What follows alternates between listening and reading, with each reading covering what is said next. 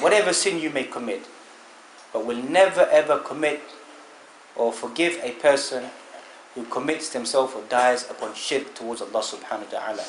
In two separate occasions, inside Surah Al-Nisa. Then we find inside Surah Al-Ma'idah the most concrete ayah inside the Quran.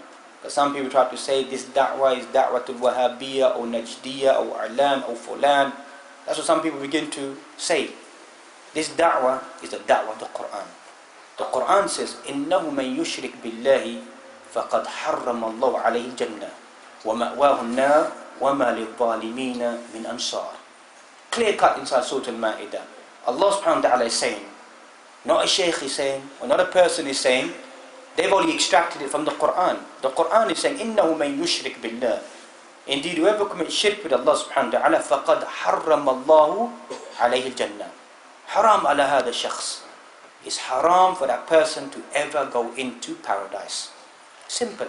Challenge the words of Allah subhanahu wa ta'ala. Not that we're saying anybody's a mushrik, anybody's a disbeliever. We're just highlighting how dangerous. So that is the first ultimate sin. Then straight after that we find shirk billah was sihr. Straight after shirk we find is to delve into black magic, into magic. Straight after shirk billah subhanahu wa ta'ala. And just to complete the hadith we find وَقَتْلُ النَّفْسِ الَّتِي حَرَّمَ اللَّهُ إِلَّا بِالْحَقِّ. To kill an innocent soul without any justified reason is min al-kaba'ir. That's Imam Dhahab in his famous Risala, his famous book called Al-Kaba'ir, collects some 80 or 90 of the major sins from the Quran and Sunnah. He mentioned that Kaba'ir or Kabira is extracted. It is adabun shadid or alim, or chastisement or punishment or torture is mentioned in this dunya, inside the akhirah, or some type of had law has to be implemented, is classified as abominable sin. Then we find, so to kill an innocent individual, وَأَقْلُ riba, the eating, the devouring of riba. Many Muslims today as well don't think much of it. Islamic mortgage, halal mortgage. There is no halal mortgage. A mortgage is a mortgage. Call it halal, call it haram, call it whatever you want to call it. A mortgage, if the name mortgage is used, the principles of a mortgage, it is haram. وَأَقْلُ riba min al-kaba'ir. It's from amongst the major sins. And that's, as a side point we find inside the Quran, many sins are mentioned, but only one sin inside the Quran is mentioned. That whoever begins to delve into the use of riba, then that person, war has been declared upon that person by Allah and His Messenger. No other sin in the Quran do you find does it mention that war has been declared. Go and read the tafsir of this ayah inside Surah Al-Baqarah. What ulama mentioned, Ibn Abbas has mentioned, he said to that individual, take your weapons and go and fight with Allah. And only a mad individual will think like that. That's when we sometimes, I don't want to sound too political, we talk about the current climate of the Muslim world at the moment. We're at war, not with Americans, with Americans, or the Jews, or the United Nations, or whatever it may be around us. We're at war, as Muslims, against Allah. And that's a losing battle. Those wars are tertiary wars. Those wars, they will come and go if they do exist. But the real war is what? We've declared war upon ourselves via entering into the world of riba, the world of interest, which many people try to justify, to legalize, and the whole of the empire is based upon this haram action. وَأَكْلُ مَالِ الْيَتِيمِ, to eat, devour the wealth of an orphan child, to plunder their wealth, take their property, to squander it, to use it upon your own self, is classified min al-kaba'ir. وَالتَّوَلِّي يَوْمَ الزَّحْفِ, to turn your back on the day of meeting the enemy. Min al-kaba'ir, unless you regroup or come back once again. That is a sign of a person entering into kaba'ir. If you meet the enemy, don't turn your back. لَا تَتَمَنَّوْا لِقَاءَ عَدُوِّكُمْ, never ever aspire to meet the enemy. Never ever in your life. That's sunnah of the Prophet Muhammad. So never ever aspire to do that. But if you do, فَثْبُتُوا, remain steadfast if you have to meet the enemy. So that's kaba'ir, at-tawalli yawm al-zahf, to turn away, to leave your brethren, to leave the Muslims, to turn away and run away, feeling scared or becoming a coward, etc. وَقَذْفِ الْمُحْسَنَاتِ الْغَافِلَاتِ الْمُؤْمِنَاتِ, to blame innocent women, to blame them for committing immorality or having illicit relationship, and they're pure women. Sometimes people may tarnish a woman's character or say something about a woman, and that would spread like wildfire. That her respect, her dignity is taken away, that possibly nobody wants to marry her, no one wants to speak well of her. This is classified as amongst al-kaba'ir. As for returning back to the main theme of the hadith, why has sihr, magic, been mentioned straight after shirk billah subhanahu wa ta'ala? Why has it been mentioned inside this tartib? The different ulama have extracted various things, but two main points begin to take place. One is the only way to enter into the world of magic is via the use of the shayateen, is via the use of the devils. So the only way to come into the real world of magic is to come through kufr, the opposite of iman. So everything has opposites. There's iman, there's kufr. So that's straight after a shirk that you find the best way to commit shirk, or the best way to enter into the world of magic is to devote yourself towards the devil. Likewise we find, if you're trying to claim knowledge of the unseen, the knowledge of the ghaib, that's what magic and sorcery is trying to find out, because as they say, curiosity killed the cat. Many people who come to the reading of their palms and looking at teacups or whatever it may be, is trying to find out, how can I have a better life? Many Muslims, curiosity is what destroys them. How they can protect themselves, how they can remain alive, or how they can keep their wealth, whatever it may be. So all of these attributes classified magic as to be something very, very dangerous. That's the Quran mentions, يُؤْمِنُونَ بِالْجِبْتِ وَالطَّاغُوتِ. So Surah Al-Nisa, the 4th chapter, verse number 51. These people, they believe in al-jibt wa taghut. If you go back to ulama tafasir like Imam Ibn Kathir, you find various explanations being given. قال عمر الجبت يعني السحر.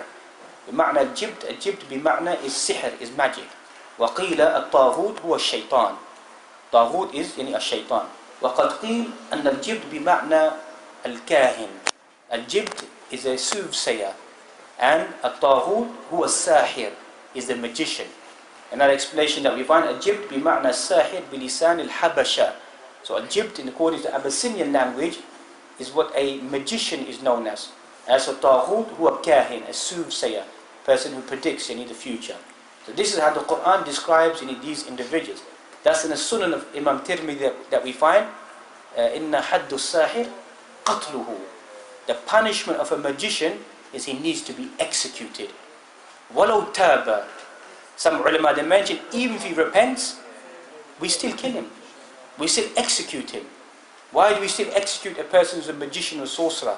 Because all of his life, he's been living a life of deception. So you can never tell, is he speaking the truth or is he lying? So he has to be punished. A large portion ago, he has to be punished. He has to be executed. That is his punishment. Allah subhanahu wa ta'ala will judge this individual because we can't trust him. Because the magician continuously, he changes what he's trying to display towards the people.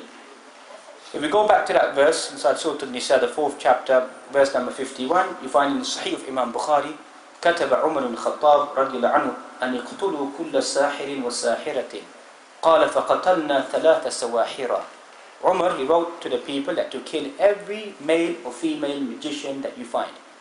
And the narrator mentions that we killed 3 magicians. If you read the tafsir of this ayah, Surah Al-Nisa, Surah number 4, verse number 51, in the tafsir of Ibn Kathir, if I'm not mistaken, you'll find it there, inshallah. Likewise, his daughter Hafsa, she got a magician who performed magic upon her to be executed, that he should be punished, or etc.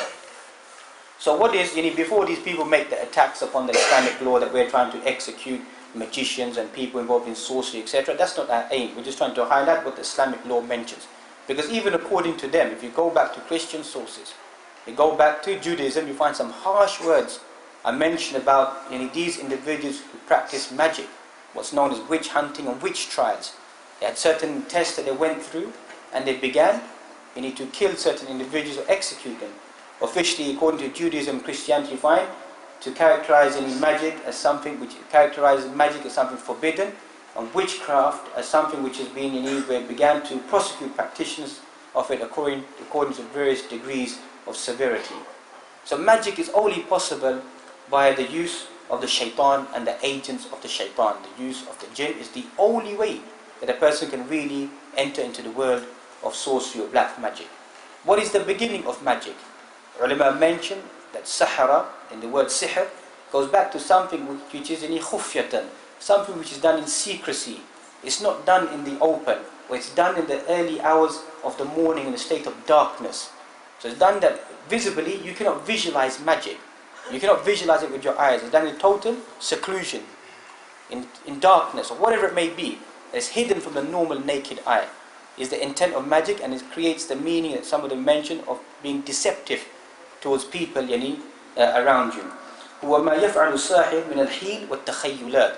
So this is what the magician does by the use of magic and false pretense. So there's various types of magic. So we're going to mention that which is just tricks and sorcery and play of the hand and tricks that you find. And then there's the deeper magic of whereby a person has to make an allegiance with the jinn, with the devil, has to worship the devil and do all types of atrocities to get close to the devil. And the devil, the jinn, they don't need us human beings. The jinn that you find wants us to come to a lowly level. Thus, if you study the world of magicians, they have to do all types of evil practices to gain the strength or the help of the jinn.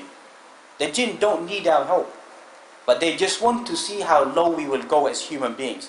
Thus the jinn will tell these magicians, tell them to, obviously I'm only expressing this because this is what's been documented, what they've done themselves, to possibly urinate in the Quran, write the Quran with menstrual blood, to sit in weird positions, to curse Allah subhanahu wa ta'ala, curse the magician, to slaughter the name of the jinn, all types of filth and corruption. We'll tell them to do that, then eventually the jinn will begin to say, I will do what you want me to do. The jinn does not control the human being. The human being does not control the jinn. It's just a perception that the human being thinks that I've now gained dominance and control over the jinn via these filthy practices and actions that is people that they carry out.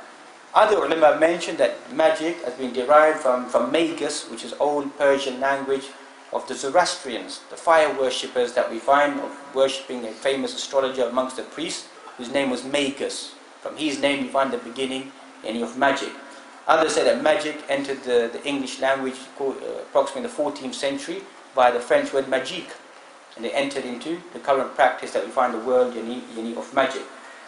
Others have mentioned that magic is related to the word al-majus, the Magians, the fire worshippers, which has only been mentioned once inside the Quran, inside Surah Al-Hajj, the 22nd chapter of Quran, verse number 17. And the derivatives of al-majus, or the essence of them, is mentioned by Imam Shawkani inside his tafsir, in Fath al-Qadir. In there he mentions that who are al-majus. Various aqwal have been mentioned by the ulama tafsir, which he collects. He says, هُمُ الَّذِينَ يَعْبُدُونَ النَّارِ. They are those individuals who worship the fire. يَقُولُونَ لِلْعَالَمِ أَصْلَيْنَ النُّورِ وَالظَّلَمَ. They are the individuals who believe that the world has two essences, light and darkness. They mention وَقِيلَ هُمْ قَوْمْ يَعْبُدُونَ الشَّمْسَ وَالْقَمَرِ. They are people who worship the sun and the moon. وَقِيلَ هُمْ قَوْمْ يَسْتَعْمَلُونَ النَّجَاسَاتِ. They said they are people who use filthy objects and filthy substances. Likewise, وَقِيلَ هُمْ قَوْمْ مِنَ النَّصَارَى. They are a group of the Christians who retracted themselves from Christianity, began to live a life of tasawwuf and a mystical approach. وَقِيلَ إِنَّهُمْ أَخَذُوا بَعْدَ الدِّينَ الْيَهُودِ وَبَعْدَ الدِّينَ النَّصَارَى. They said they are people who took some aspects of Judaism and some aspects of Christianity and put it all together. If you put all these statements together, you find what? The beginning of magic. Put all of this together, what I like to use the word mumbo jumbo, put it all together and you find magic begins to take place. Magic and sorcery. Sorcery goes back to the Latin word source, which carries the meaning of one's fate, one who influences fate or destiny. So the sorcerer is trying to change your destiny. He's trying to change your fate. Goes back to the Latin word, source, changing one's destiny. That's what these people are claiming to do, is we are able to change your destiny. That which has been decreed for you, we'll change it and turn it into something else. Other individuals, they begin to highlight that the essence of magic returns back to two prophets, Sulaiman and Musa alayhi salam. That's what these people begin to write. That's what the Jews, they write extensively about Sulaiman and Musa alayhi salam. What is the essence of these individuals? Some of them you find, إِنَّمَا كَانَ سَاحِرًا يَرْكَبُ الرِّيحِ. Sulaiman, they mention, indeed he was a magician. He used to fly upon the wind. And obviously we know according to the Quran that Allah subhanahu wa ta'ala gave him certain blessings, that the wind would travel for a certain distance for a month, etc. The jinn used to work for him. He was given mantiq al-tayr, he was given the ability to speak to the animals. So all of these miraculous skills that were given to Sulaiman alayhi salam, they began to then mention on top of that, he wasn't really a prophet, he was really a magician. Thus some of the al-Yahud, وَقَالَ بَعْضَ أَحْبَارُ الْيَهُود, some of the leaders of the Jews began to say, أَلَا تَعْجَبُونَ لِمُحَمَّدٍ. Why are you startling at Muhammad or marveling at what he's saying? يَزْعَمْ أَنَّ ابْنَ دَاوُودَ كَانَ نَبِيًّا. He's saying that Sulaiman alayhi salam, the son of Dawood, is a prophet. وَاللَّهِ مَا كَانَ إِلَّا سَاحِرًا. So they write in their books, he wasn't a prophet, he was a magician, he was a sorcerer.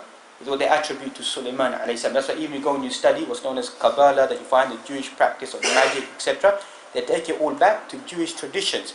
The essence of magic goes back to Sulaiman alayhi salam. Likewise, you read many of the Israelite traditions. If you look at Imam Suyuti's Tafsir Durrul Manthur, he mentions many Israeliyat about Sulaiman alayhi salam, certain ayat being placed inside the Quran. And Sulaiman alayhi salam, he had a ring, and he would seal any letter he wrote with this ring.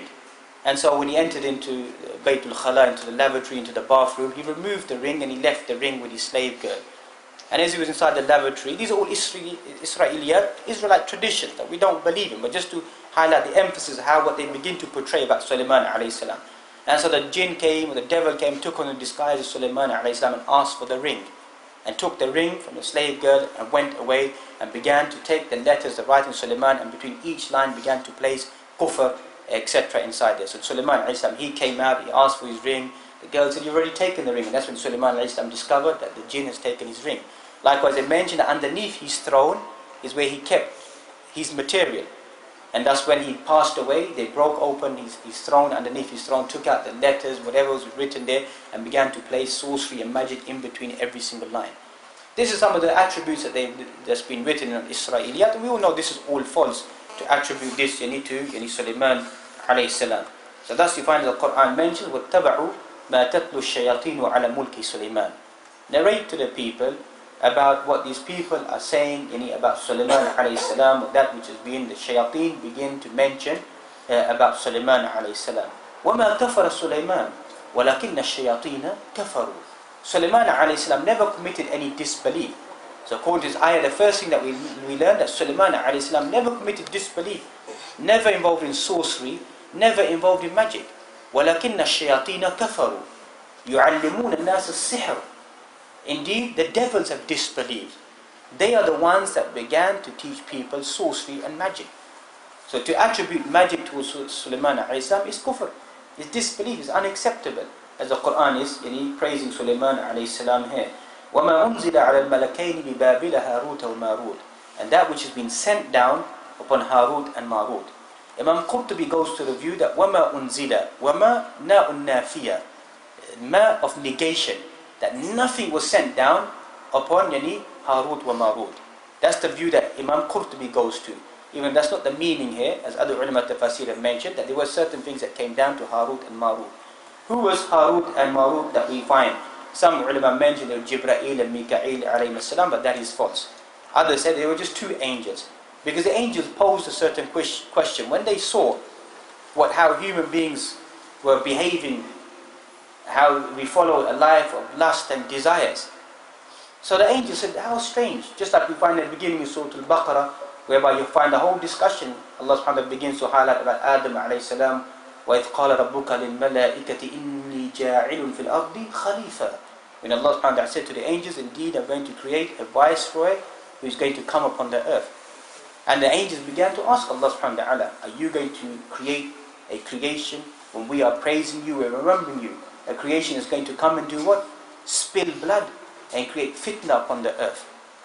How did the angels make such a statement? Because if you look at the essence of the human being, from yesterday to today, the essence of the human being is to do what? Is to spill blood. وَفَسَادٌ فِي الْأَرْضِ. And to cause corruption upon the land. So ulama tafasir have mentioned that either the angels visualized the role of the jinn, the corruption that they began to create upon this earth, or they had some insight that the human being is going to do likewise. So they posed the question, Wallahu alam about the authenticity about this, but they posed the question, why are the human beings doing such actions? So Allah subhanahu wa ta'ala said that if you was placed as human beings, being removed as angels in the angelic form and became human beings with shahawat, with desires, you would do likewise. So it's mentioned that select two of your best angels, Harut and Marut, and send them down to the earth in the form of what? As any human beings. Just what's this? I can't remember reading about some movie, Mika'il coming down upon the earth, whatever this corruption, everything about them is just a movie world, isn't it? The angels come down. So they're similar to this. They may have taken this from Israelite traditions, that the angels come down upon the earth. So Harut and Marut, they came upon the earth as human beings. They fell into the temptations that human beings fall into. They're drinking alcohol, committing adultery, etc. And thus you find that human beings, as a side point, if we begin to practice and become good Muslims, we become far greater than the angels. Because while we have the intellect and the rationale to make that choice and to show servitude towards Allah subhanahu wa ta'ala, because angels لا يعصون الله ما أمرهم ويفعلون ما يؤمرون. The angels never ever disobey Allah subhanahu wa ta'ala. That's according to this verse inside Surah Al-Tahrim, that this story about Harut and Marut being two angels coming down this form, ulama have rejected this. But we're only trying to highlight the understanding what took place. And then they began to highlight where the places, إِنَّمَا نَحْنُ فِتْنَةٌ فَلَا تَكْفُرْ. We're only a fitna, we're a trial, we're a test sent down. Do not commit disbelief. Ibn Abbas mentions that they did not tell people or teach people magic. They only highlighted this is where people go and practice magic. But stay away from it. Don't go there and learn magic. But as we mentioned, curiosity killed the cat. Most of us, you tell people to stay away from something, what do they go and do? They always go into it. So always use reverse psychology. Go the opposite and they'll go the opposite. If you tell a person don't do this, don't tell your child don't do this, they'll definitely do that. Tell them to do the opposite and inshallah they'll do the opposite, and that will be. So same thing with people involved in magic. Don't say to them don't do magic, say to them do magic. And inshallah they won't do the magic. وَمَا يُعَلِّمَانِ مِنْ أَحَدٍ حَتَّى يَقُولَ إِنَّمَا نَحْنُ فِتْنَةٌ فَلَا تَكْفُرْ. So they warn the people, don't go into the world of magic. فَيَتَعَلَّمُونَ مِنْهُمَا مَا يُفَرِّقُونَ بِهِ بَيْنَ الْمَرْءِ وَزَوْجِهِ. The main essence of this magic is to separate a man from his wife. So if you look at most of the problems inside our society, the black magic, the voodoo, or whatever maybe is being done, is to separate a man from his wife. Especially in our subcontinent culture, you never got married to your auntie's son, or your brother's daughter, or whatever it may be. Woof, next minute you know you're under a spell. Isn't it? It exists, isn't it? That's what happens in our society. That's the reality. That all of a sudden people's marriages are breaking up, or something's taking place inside the community. Because why? Of this jealous and this hatred that begins to take place. And the only way to confront that person is never to confront them, is to go behind the scenes and to create or to harm that individual by this format. So إِنَّ لِلسِّحْرِ تَأْثِيرًا. Magic has an effect فِي الْقُلُوبِ, upon the hearts, in terms of love, wal-bughd, hatred, wal-furqa, to create division, wal-qurb, wal-bu'd, to bring people close and to take people far away. There's people who have manuals. You want to love someone, here you go, I'll do this potion, this spell for you, so and so will get to love you. It's a reality. There's books out there. I won't tell you where to purchase these books from. So we find that this is shaitan. Inna shaitan yada' arshuhu ala al-ma. The shaitan places his throne upon the water. And the soldiers, they come back and they report to him, I've done this, I've done that. He said, you haven't done anything, you haven't done anything. Till one of them comes back and says, and this shows the importance of creating any problems inside the home. Comes and says that I made this man divorce his wife. So this one, he said, pats him in his back, that you are my comrade, you're my good friend. Even the hadith, there's some da'af inside the hadith. The most disliked actions, which is perfectly halal to do, is divorce. Some ulama made a critique of the hadith, but just to highlight, there's something which is halal, but something which is not encouraged. So the shaitan, the best thing that a person can do is to separate a man from his wife. It's not just separating a man from his wife, it's separating you from your children. It's separating you from society. It breaks up this Muslim ummah. Doesn't mean that divorce is not allowed in circumstances quite clear. But many times we find for trivial reasons, for trivial affairs, that people, their tarbiyah and their life hasn't been rectified, begin to just walk out of their lives, of their family, out of their children, whatever it may be. And at times it could be the influence, the shaitan, or the influence of the devil. Also we find وَمَا هُمْ بِضَارِينَ بِهِ مِنْ أَحَدٍ إِلَّا بِإِذْنِ اللَّهِ. No harm can fall upon the individual except for by the leave and the permission of Allah subhanahu wa ta'ala. So that's the essence of a Muslim. Whatever these individuals they do inside their life, the person's strong faith and conviction is never worried about these individuals. When people say to us, don't open a ta'weez, you'll be burnt alive. Don't they say that? Bring me the ta'weez, I'll open it up for you. let's see if I'm burnt alive. But this is something that they create in the figment, in the mind of our individuals. Don't you dare touch it. You'll be burnt alive. You won't live. That's the reality. But as we say, you don't want to open it, bring it us, we'll open it for you and see what happens to us. These people are learning something that doesn't benefit them and doesn't harm them.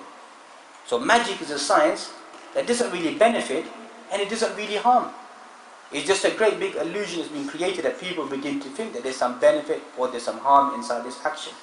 مَنْ تَعَلَّمَ شَيْئًا مِنَ السِّحْرِ Whoever learns any element of magic, قَلِيلًا أَوْ كَثِيرًا, whether it be a small amount or a large amount, كَانَ آخر أهديه من الله سبحانه وتعالى. That is a final straw, the final link, the final covenant between you and Allah. That you have now gone into the path of following the path of a disbeliever. There is no good magic and bad magic. There's no white magic and black magic. All magic is kufr. So people say that we're counteracting black magic via white magic. So a person comes to you and says, look, we'll attack them via the use of this magic, we'll do this, we'll do that. They're both kuffar. They're both disbelievers.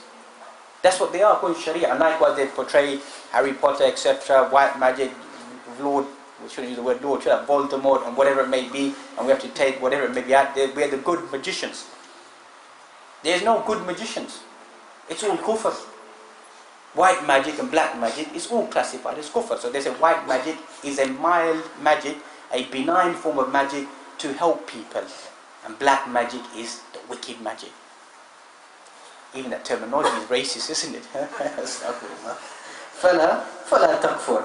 So only harm themselves inside this world and the next, irrespective of what they earn. So the Quran mentions, وَلَقَدْ عَلِمُوا لَمَنِ اشْتَرَاهُ فِي الْآخِرَةِ مِنْ خَلَاقٍ.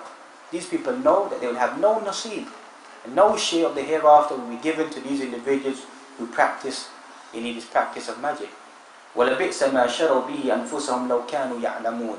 And indeed, evil or wretched it is what these people are trying to purchase, sell upon this earth. So that's these people are selling their souls, selling their faith for a small bowl of rice, thinking it's going to benefit them inside this dunya and inside the akhirah. وَلَا يُفْلِحُ السَّاحِرُ حَيْثُ أَتَى.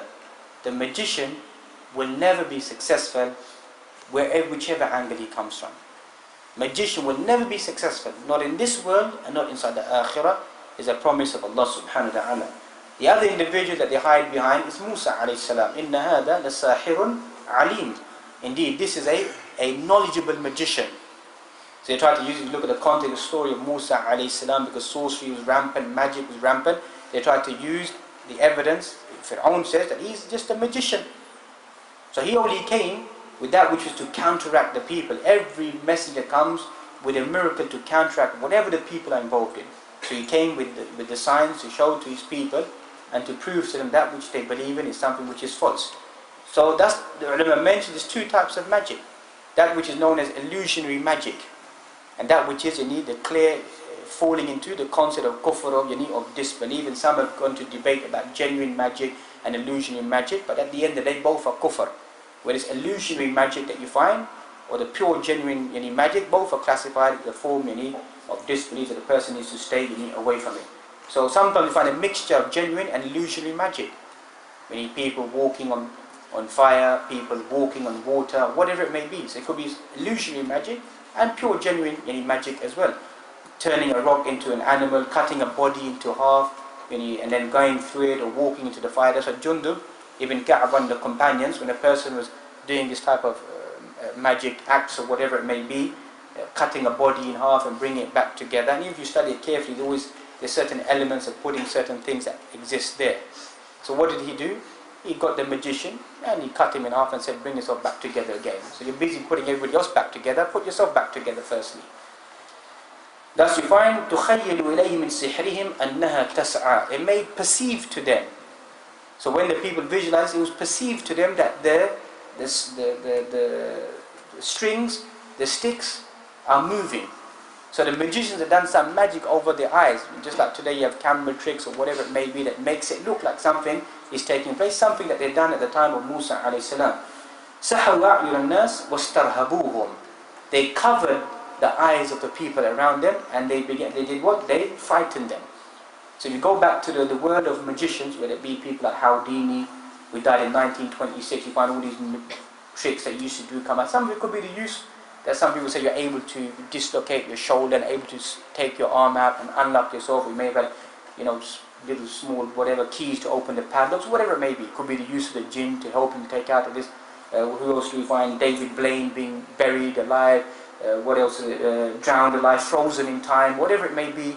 Or likewise, how David Copperfield making the Statue of Liberty disappear, being sawn in half. Aleister Crowley developing the Freemason movement. You go back and you read about the Freemasons. It's all based upon a cult movement, the worship of the devil, and doing certain actions that certain people are involved inside. If you go and study all this in detail, some of it's illusionary, some of it maybe entering into the world of the jinn, to get the jinn to create certain or help that person to do, you need certain actions. Then you find that which is known, you need, as genuine magic. Genuine magic is the use of spells or whatever it may be, and saying certain words. That a person will begin to blow upon knots and blow upon certain things. At any stage you begin to see the person is murmuring certain phrases, you can't understand the language, and the person should be wary of what this person is uttering. That's why many people, when they go to someone to get ruqya, shari, the recitation of the Quran upon anybody who's possessed, sometimes people go to the wrong people. And as soon as a person begins to recite something you don't understand, most of us, alhamdulillah, can understand the Quran. As long as you can understand that the person is reading the Quran, irrespective of what ayat they are. There are certain ayat which are a lot more powerful than other ayat, and this only comes via experience. There is no clear-cut sunnah that a person needs to read certain ayat to expel the jinn or to remove magic. But what we know, the impact of Surah Al-Fatiha is classified as a cure, will help the individual. Ayat Al-Kursi, verse 255 of Surah Al-Baqarah, the end, last two ayat of Surah Al-Baqarah that we find, Surah Al-Jinn as well. Likewise, find other ayat inside Surah Al-Qasas that we mentioned by the ulama. Likewise, other ayat that have been documented and help the individual. So Al-Mu'awwidhatayn, Surah Al-Falaq, Surah Al-Nas, Surah Al-Ikhlas, are all ways of removing the jinn or removing any black magic. If by any means this person begins to recite something you don't understand or say certain words, then you should no longer visit such people. These people are not authentic individuals. Anything that a person does is crystal clear. If the person says to you, tell me your mother's name, tell me your date of birth, bring me your shirt, this person is a magician. A real person who does ruqya does not need to know your name, does not need to know your date of birth, does not need to have your shirt, doesn't need anything. This is all a fallacy that's been created, that via knowing the name of your mother, knowing your date of birth, knowing this, that we're now able to enter into the world of the jinn. A real raqi, a real person reading the Quran, doesn't need to know your name. Will just read the Quran. So at any stage you find, or the people begin to find these cards, these leaflets, people say to you, bring me a crocodile's head. Where am I going to get a crocodile's head from here, in this country? Okay, give us £400, we'll bring one from Uganda for you. Where does that £400 go? Why do you need a crocodile's head for? Well, to discover if magic or whatever has been done upon you.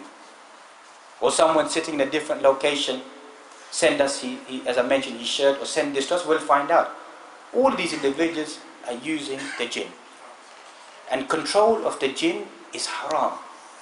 Even if the jinn happens to be a good jinn, it's forbidden inside the Sharia, based upon what's been given to the Prophet Muhammad that Sulaiman alayhi salam was the only individual given control of the jinn. And when the jinn came to harm the Prophet Muhammad, he wanted to tie up the jinn to the pillar of the masjid so that the children could come and play with him, etc. But he said, I remembered the dua of Sulaiman alayhi salam, so I released him. So ulama have given different, either it means that the Prophet Muhammad could have tied up the jinn, had the power, but out of humbleness, modesty, released him. Or remembering the dua of Sulaiman alayhi salam, that he cannot have control of the jinn and released him. Anyhow, whatever the view is, the Prophet Muhammad released the jinn. So if there was any other individual who have control of the jinn, would have been the Prophet Muhammad. So no Muslim or people believe that the jinn is with me and it helps me out. So I can come and help other individuals, whether they're pious clerics, whatever they are. It is haram for a Muslim to have control of the jinn. Even if they're using that jinn to remove black magic or to remove harm. two wrongs don't make a right, according to the Sharia of Allah subhanahu wa ta'ala. So likewise, you find that these people will likewise, certain elements of your body, you should be careful. Cutting one's hair, cutting one's nails, your clothing. These are all elements that people involved in magic can use this to perform magic upon you. So a person should be vigilant about. Doesn't mean if you go to the barbers, you start getting worried. But if somebody's coming to your home to cut your hair, etc. But in a general place, no mafi haraj. But a person should be vigilant. A person is going to take your hair, take your nails, or somebody saying to you, "Let me cut your hair," or give me your hair," whatever it may be, or give me your shirt. These things can be actually used to perform magic upon the person by the leave, the permission of Allah subhanahu wa ta'ala. Likewise, you find the use of strange medicines, animals, as I mentioned, smoke, that you find all of this to discover, and that's why you find these people looking into cups after drinking a cup of tea to see what exists there, reading on one's palm, one's hands. The hands don't mean anything, these lines don't mean anything. Astrology that you find is looking at the stars. The stars have only been placed there. That we find the world of astronomy was placed there for a benefit that Sharia mentions. There's three purposes. According to tafsir, the ayat of the Quran, going back to Imam Mujahid, وَلَقَدْ زَيَّنَّا السَّمَاءَ الدُّنْيَا بِمَصَابِيحِ. Indeed, we've covered the lower earth with the lamps. That's the first reason for the stars being inside the sky. And second, we find رُجُومًا لِلشَّيَاطِينَ, as meteorites to be thrown upon the devils. And likewise, Surah Al-Nahl, وَبِالنَّجْمِ هُمْ يَهْتَدُونَ, and by the stars you are guided. Today, people who know about the movement of the stars, they know which direction to travel in. That's all. Other than that, the stars don't benefit us. Reading of horoscopes, Sagittarius, Virgo, Capricorn, whatever it may be. Muslims pick up the newspaper straight away, read what's going to happen to me, what good luck, what bad luck is going to fall upon me. And that is nothing but hocus pocus, the whole theme of this. Likewise, find medics. These people taking on the roles of becoming doctors or healers, that they come, you find these cards left out on our cars, everything written there. Are you suffering from this? Are you suffering from that? You want this, you want that, you want this, we'll bring it back to you. Dr. Voodoo, Zulu, whatever it may be, do all your jobs for you. It's all there, isn't it? What is all of this? And how many people there fall into this? Because remember, in a state of spiritual sickness, you want the quick cure. And especially in our culture, people will flock to an individual who's removed the jinn. They'll say, you know what, mashallah, he took out the jinn. And most times, they take out the jinn, or the jinn leaves via committing shirk. Real removal of the jinn, etc., just like medication.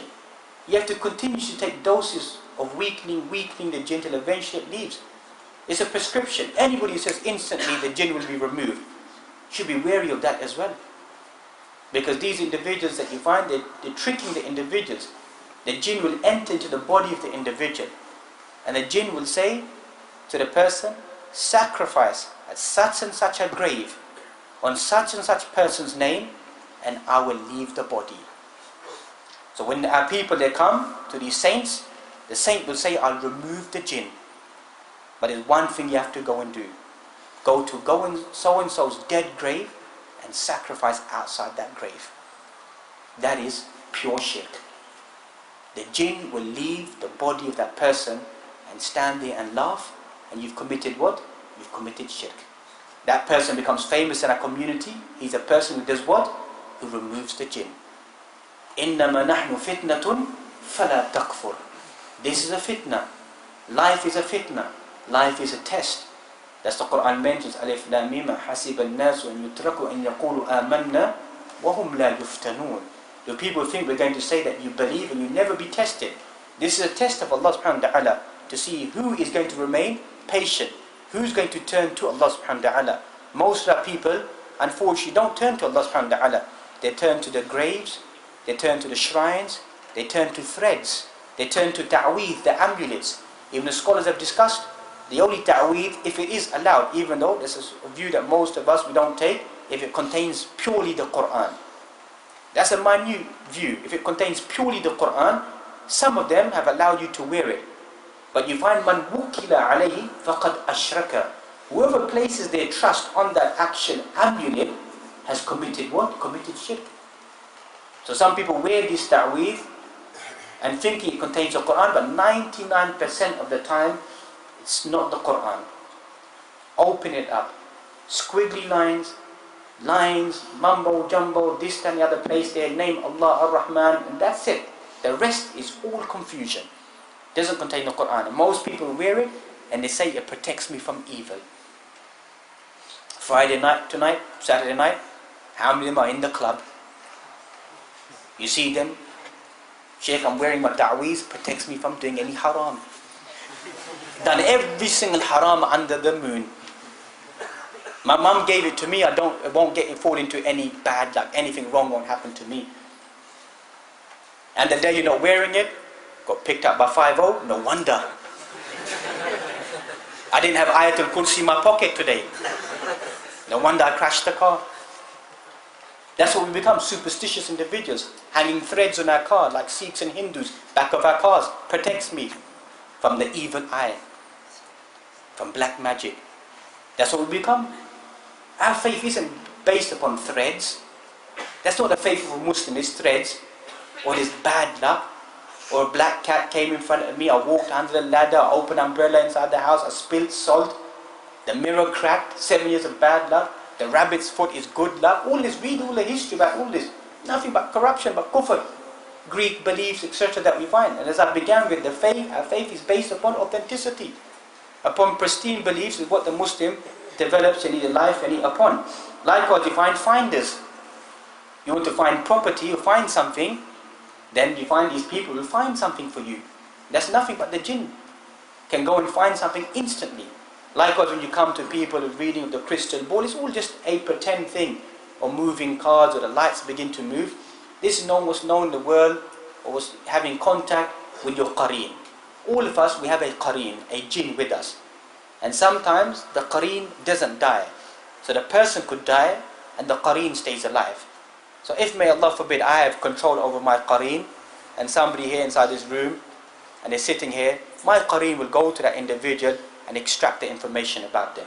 If at any stage you find a person says to you something that you know that you was all along when it happened inside your life, you sit in your bedroom, you looked at something, you started laughing, and a person says that remember such and such day you've done this action, that person has now entered into the world of black magic. Because that individual has now contacted their qareen to find out information about you, knows everything about you because they're always with you. And that's how they're able to tell information about what's taking place inside your life. So once again, many of us, we fall into the trap. This person is able to help us. And that's whoever visits a soothsayer, whoever just goes there, being inquisitive, what will happen to me, that person has disbelieved in that which has been sent down to the Prophet Muhammad ﷺ. In other wording, we find that person's prayers will not be accepted for 40 days. That doesn't mean you stop praying now, because now you can become a disbeliever. It means you pray for 40 days, there's no reward. So you find these palms placed outside in many of our Muslim countries, the palms that come inside, we read your future, we do this. All of this will prevent you from having your prayers accepted for 40 days. And these individuals, likewise the Ouija board, clairvoyance, whatever it may be, the real individuals will always have the use of the jinn to help them. The jinn will come and provide that information to them. But the strange thing that I always ask, that if these individuals have the answer to everything, why don't they have the answer to global politics? Well, obviously they don't deal in politics, do they? So obviously they can't give answers to what the world is suffering through. Likewise, find some of them pretend to be pious individuals, supernatural individuals. We find it many times. Individuals that we met, that my shaykh has got control of the jinn, he's got spiritual powers, whatever it may be. Well, it's simple lessons we mentioned. No matter how pious you are, firstly, the pious individual doesn't disclose the blessings of Allah subhanahu wa ta'ala upon them. So there's nothing to prove. Real pious individuals, like Ibn Taymiyyah mentions, كُلُّ مُتَّقِي فَهُوَ وَلِي. Any person who fears Allah subhanahu wa ta'ala is a wali. There's no set codes and rules and regulations that you become a wali of Allah subhanahu wa ta'ala. Every person who fears Allah subhanahu wa ta'ala, sticks to the halal, avoids the haram, automatically comes close to Allah subhanahu wa ta'ala. So they try to paint a picture that certain saints or certain sheikhs have developed that knowledge and are able to work with the jinn or to access any this knowledge, etc. Thus you find books known as Ilm al-Hikmah, Ruhaniyat, Spiritual Affairs, Shamsul Ma'arif al-Kubra of Ahmad al-Buni, died in the year 1225. Famous books have been written about these pious individuals who talk about the supernatural affairs that exist around them. The prophets have been given what's known as mu'jizat, given miracles which go against the normal practice, which is a blessing by Allah subhanahu wa ta'ala upon these individuals. And it's not the mu'jizat that counts, it's the message that counts. What the prophets, what they came with. Those mu'jizat are only there for a set time. That's the greatest miracle, still remains with us, is the Quran. That is the greatest miracle. The Quran is the greatest standing miracle upon the Prophet Muhammad ﷺ. That a person should use that, they need to help, they need themselves. And that's you find that going back to Musa ﷺ, when those magicians, when they saw what Musa ﷺ had done, فَأُلْقِيَ السَّحَرَةُ سُجَّدًا, and Allah subhanahu wa ta'ala told Musa ﷺ to throw down his staff, throw down his stick, and you find that his staff, and he swallowed up whatever they presented in front of the people, that we find, that's why some of the ulama go, that when Fir'aun said, or the magician said, let us meet at the time of duha, the time, and the sun is just about to rise, etc., just before duha time, because that is a time where the rays are slightly powerful, and they said that creates a mist. So that's when they threw their sticks and their ropes, يُخَيِّلُ إِلَيْهِمْ أَنَّهَا تَسْعَى. It made them look like the ropes and the sticks are moving. So it could be the heat of the sun creates that effect on the sand or whatever it may be, that made the people visualize that as if everything is moving around them. So that's when Musa ﷺ is told to throw, and when his staff turns into a serpent and it gobbles up everything around them. What happened to the magicians? The magicians fell down in a state of prostration and recognized that this is not sorcery, this is not magic, this is a miracle from Allah subhanahu wa ta'ala. You can see from extreme kufr how they become extreme believers. From there also we find that they want to attribute sorcery or magic to the Prophet Muhammad sallallahu alaihi wasallam. أنه ساحر أو كاهن, he was a magician or he's a soothsayer. ولا بقول كاهن قليلا ما تذكرون. It's not statements of a soothsayer. Very little is it that you ponder and you reflect that which the Prophet Muhammad came with. They say that speech is a form of magic. إن من البيان لسحرا. Verily, some people, in the way they use their speech, it can embezzle, it can dazzle people, and it can entrap people. So you find sometimes people are speaking whatever, people go into a trance. There's so many individuals at the moment even speaking about Islam. So some of the things that they're teaching people is taking people into the world of sorcery. That's what they do. Because from speech, there's a form of sorcery, of overcoming the people and then indoctrinating people with corrupt beliefs. So the Prophet was given no trickery in speech, no deceptive nature. He was given what's known as Jawami al-Kalim, concise words, clear words, al-fasaha, al-balagha. Pure speech is what the Prophet Muhammad presented to his people, and that is likewise what a Muslim should present to his people, pure speech and pure belief to the people around them. So we find that one should not fall into temptations of speech and curiosity, al-kahana, that we find al-arrafa, qira'atul yad, the reading of the hand, soothsayers, al-finjan, looking at the cups, ilmun nujum, in the study of the stars in the incorrect manner as we mentioned. All of this, a Ouija board, of speaking to the dead, is all the world of black magic, the world of the jinn. That's the Quran. It mentions towards the end of Surah Al-Shu'ara, the 26th chapter of the Quran, هَلْ أُنَبِّكُمْ عَلَى مَنْ تَنَزَّلُ الشَّيَاطِينَ. Should we not narrate to you, mention to you, who do the devils come down upon? The devils come down upon تَنَزَّلُ عَلَى كُلِّ أَفَّاكٍ أَثِيمٍ, come down upon every rebellious individual. يُلْقُونَ السَّمْعَ وَأَكْثَرُهُمْ كَاذِبُونَ. Those individuals who pay attention to them, the devils come down to them, and most of them are liars. That's that ilmul ghayb that they claim to have, the knowledge of the unseen. They hear it from the discussion of the angels, and they add to it 100 lies, and then they bring it down to the earth. Human nature is what? When you listen to someone, a person says something, and that one thing happens to you in your life because they mentioned that one thing, you forget about the rest of the 9900 things they talked about. That's the only one thing that sticks in your mind. So you begin to believe that this person is predicting the future. This person, if they're predicting the future, then please tell us about the stock market at the moment so we know where to invest our money. Why don't they do that? Why don't they predict that this such and such currency is going to collapse or this is going to take place? Because they don't have any knowledge of the unseen. They have no knowledge of the unseen. It's just a fallacy that these people possess of the jinn, possess the knowledge of the unseen. That's why likewise we go back to Sulaiman alayhi salam. The end of Sulaiman alayhi salam is that the jinn did not know. The jinn did not know that Sulaiman alayhi salam has died. He died for many years. He was sitting there, if I'm not mistaken, Surah Sabah, the 34th chapter of the Quran. He was sitting there watching them, working for him. And they kept on looking up thinking, Sulaiman, he doesn't get tired. He doesn't rest. He's continuously watching us. But Allah subhanahu wa ta'ala had caused Sulaiman alayhi salam to die whilst his eyes were open. It was not until the Dabbatul Ard, the what you call a woodworm or wood lice that eats wood, was chewing away at his staff, and eventually the staff collapsed, and Sulaiman alayhi salam, resting in his hand, he dropped on the floor. And the jinn then said, if we had known the unseen, we would never ever remained here for an extra second. Because all this time we thought Sulaiman alayhi salam is what? Is alive and watching us. So the jinn had no knowledge of the unseen. But what will take place for tomorrow. So من أتى كاهنا أو ساحرا فصدقه بما يقول فقد كفر بما أنزل على محمد صلى الله عليه وسلم. Whoever comes to a soothsayer or a magician and believes in what that person has made, the statements they made, and disbelieve in that which has been sent down upon the Prophet Muhammad sallallahu alaihi wasallam. And likewise we mentioned that person's prayers will not be accepted for 40 days. Likewise we find that the Prophet Muhammad sallallahu alaihi wasallam was affected by magic. So any one of us can be affected by magic. Somebody shouldn't think that they are above that. There's no way they're ever going to be affected by magic. But naturally there's going to be different degrees of the effect of magic. A person who lives in a filthy state, who doesn't pray, who doesn't fast, doesn't read any Quran, the chance of that person being possessed is far more. Person doesn't care where they urinate. Urinating underneath a tree is a common form of possession. People don't care where they urinate, and the jinn enters them because why? You just urinated over the jinn. Throwing hot water just out of your window, obviously it doesn't happen now at the moment. It happens at Alum Rock. But years ago. So throwing hot water out, it hit the jinn becomes angry. Just like today, if you pick a brawl with someone, some people say, look, I'll come back for you. Sometimes you think it's just empty words. But some of them do what? What do? They come back for you. And likewise the jinn.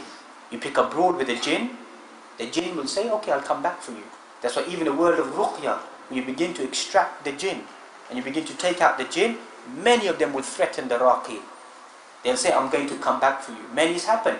Their house has been burnt, they've been attacked, whatever, inside their home, their children, their life, physically. So just like outside you find enemies, the deeper enemies are the jinn, that they will come back. They have some physical strength which is far more than us. But their physical strength isn't something that we cannot believe.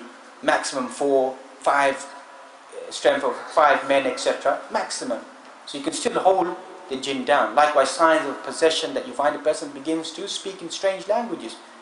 A person starts speaking language that no one understands, speaks in a foreign language. A person has mood swings, a person stays inside the toilet, a person seeing evil nightmares, dogs chasing them, scorpions biting them, them being slaughtered, being killed, etc. These are all signs of magic and sorcery being done upon the person. Sometimes it could be the jinn falls in love with the person. The person undressed himself on the beach or whatever, maybe the jinn visualizes them, falls in love and comes into their body, doesn't want to leave until they marry them, etc. This all happens. So a person is vigilant. That's what people don't care about Islam, don't care about this or deny the existence of the jinn. That's why most of these people, they classify it as the person has become senile. That's why most of them place them inside mental institutes, so to excuse expression. And what do? If you ever visit a mental institute, alhamdulillah, I had the pleasure to visit it, but in a good stable mind, that you find that most of these people have been possessed by the jinn. And all that they do, they continuously begin to inject them with drugs. And the dosage of the millimeters of those drugs is very, very strong. It makes them become like a cabbage.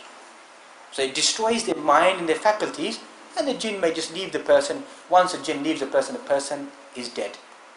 Physically, is dead, brain dead. So the jinn has gained his objective, or whoever sent that jinn has gained the objective. Sometimes the person is possessed by 3, 4 jinns. Sometimes you find, just like the mafia industry, the real jinn doesn't come there. The big daddy don't come. He sends his boys. He sends his boys to go and infiltrate. So when you take out the jinn will say, I'm not the one, it's so-and-so. He's the one that's sending us. So why are you doing it?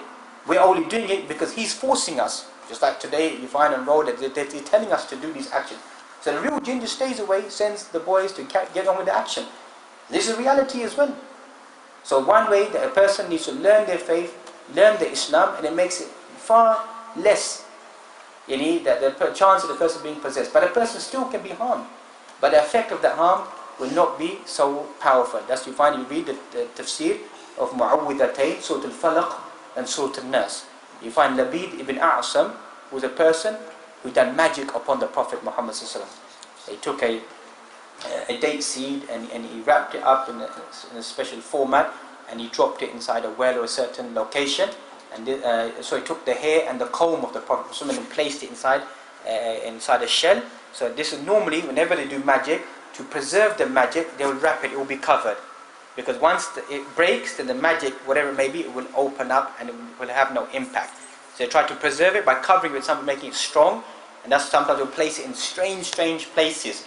That's why some of them will reveal where the jinn, where the magic is, or the jinn will come and say, the magic is such and such location, you go there, you take it. That's why if you find the magic, inshallah it will remove instantly. It will remove the magic instantly and remove the jinn instantly, if you can find it. But if you don't, you carry on reading the Quran, and that will begin to weaken the impact. So this person did magic upon the Prophet, he began to have a slight forgetfulness, or whether he had to purify himself, perform ghusl, etc., is something that came into his thought. But as for the daily actions, the Prophet did not impact the Prophet Muhammad. So these two surahs were sent down. Some mention that Ali was the one, those hadith, some ulama mention weak in nature, he's the one that opened up the spell. But the truth is there that these two surahs were sent down to help us to protect ourselves from black magic and sorcery. That's the inside they mentioned, وَمِنْ شَرِّ النَّفَّاثَاتِ فِي الْعُقَدِ, to protect us from the sorcerers, the female sorcerers, who blow fil uqad, who blow into the knots. So that's why they make these spells, they make the knots, they blow into them and they tighten them, it becomes something tight to harm the individual. And likewise the word aqidah is taken from aqad, taken from a knot. So likewise they have that strong conviction. So likewise the iman of a mu'min, a believer, the more they know their aqidah, the less they worry about this. There's nothing that these individuals can do to harm the believer. Likewise, find that the whole of the Quran is a shifa'un lima fi sudur, is a cure for the hearts. The whole of the Quran is a cure for the individual. Likewise, you find adhkar in the morning, in the evening, and other ayat, kursi, etc. that we mentioned, all ways for the Muslim to preserve and to protect themselves. You don't need to have a ghostbuster, you don't need somebody special to come to your house and read this and read that. All of us, I'm sure, can read Surah Al-Ikhlas, read Surah Al-Falaq, read Surah Al-Nas, read Surah Al-Fatiha, learn Ayat Al-Kursi, read it upon your children, read it upon yourself. It's all ways of protecting ourselves. وَمَا هُمْ بِضَارِينَ بِهِ مِنْ أَحَدٍ إِلَّا بِإِذْنِ اللَّهِ. There's no harm that they can do except for by the permission and leave of Allah subhanahu wa ta'ala. As the Quran mentions, مَا أَصَابَ مِن مُصِيبَةٍ فِي الْأَرْضِ وَلَا فِي أَنفُسِكُمْ إِلَّا فِي كِتَابٍ مِنْ قَبْلِ أَنْ نَبْرَأَهَا إِنَّ ذَلِكَ عَلَى اللَّهِ يَسِيرٌ. No calamity befalls upon you, neither before or afterwards, except what has been documented with Allah subhanahu wa ta'ala. So that's the belief of a mu'min, a believer. There's no harm that can befall me except for that which Allah subhanahu wa ta'ala has destined for me. So a real believer, if they fall in being harmed, they do what? فَفِرُّوا إِلَى اللَّهِ. Run to Allah subhanahu wa ta'ala.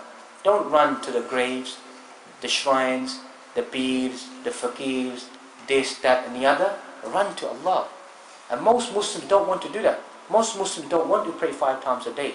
They'll blow £10,000 to find an instant cure.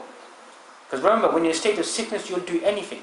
But to say to the person, come for Salatul Fajr, make dhikr after Fajr, pray your daily prayers, stay away from haram, stick to the halal, perform hajj, perform umrah. Most people don't want to do that. Most of our people don't want to do that because that is the hard path. We just want a quick fix to come out of this. And as I mentioned, there is no quick fix. There's a test from Allah subhanahu wa ta'ala to see which of us is going to be successful. And as we mentioned, that we have to begin to strengthen our iman. Learn what is the creed of a Muslim, learn the benefits of Islam, and none of this will inshallah harm the individual. If it does take place when an individual person has equipped themselves to protect themselves. So may Allah subhanahu wa ta'ala give us all the tawfiq and ability to understand the true pristine teaching of Islam, to stay away from people who may dibble and dabble inside this shirk and this kufr and this disbelief, to protect our families, to warn our family members that this is a fine thread between iman and kufr, that the person who practices actions and the evil practices we have inside a community, trying to possess people, trying to set magic upon people, trying to harm people, is all dangerous. That a person who continuously practices that, we're not labeling any individual specifically a disbeliever, but according to Sharia, whoever practices magic, etc., is classified as a disbeliever. So these people who do it, we shouldn't be worried. Allah subhanahu wa ta'ala will deal with these people inside this dunya and even more so inside the akhirah. وَقُولُ قَوْلِ هَذَا وَاسْتَغْفِرُ لَلِي وَلَكُمْ وَلِجَمِيعِ الْمُسْلِمِينَ فَاسْتَغْفِرُوا إِنَّهُ هُوَ الْغَفُورُ الرَّحِيمُ سُبْحَانَكَ وَبِحَمْدِكَ أَشْهَدُ أَن لَّا إِلَهَ إِلَّا أَنتَ أَسْتَغْفِرُكَ وَأَتُوبُ إِلَيْكَ بارك الله فيكم.